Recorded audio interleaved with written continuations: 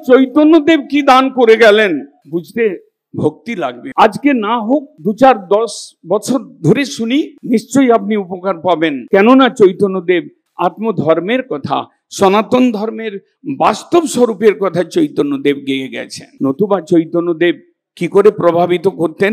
জগাই মাধাইকে কি করে কৃষ্ণ নাম দিয়ে নাচিয়ে তাদেরকে গঙ্গার ঘাটে ঝাড়ু দেওয়াতেন, এত দুইজন বড় দস্যু। নতুবা চৈতন্যদেব কি করে প্রতাপরুদ্র রাজাকে তিনি ওই রথের উপরে ঝাড়ু দেওয়াতেন, তিনি প্রতাপরুদ্র রাজাকে তিনি দ্রবীভূত করতেন, কি করে তিনি প্রতাপরুদ্র রাজার ভেতরে ভক্তির ভাবটাকে জাগাতেন, কি করে তিনি কাশীতে প্রকাশানন্দেশ্বর বৈদান্তিক পণ্ডিত ছিলেন, তাকে কি করে দ্রবাতেন। সার্বভৌম ভট্টাচার্যের মতো বিদ্বানকে আমা দ্রবাইলে তুমি প্রতাপ প্রচন্ড।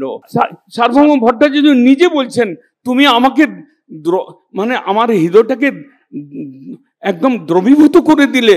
আমি গণ্ড শৈল একটা পর্বতের টুকরা ছিলাম, কিন্তু তোমার ভক্তি, তোমার প্রেম, তোমার কথা, তোমার ব্যাখ্যা, বেদান্তের সার কথা, ব্যাখ্যাটা শুনে আমার হৃদয়টা গলে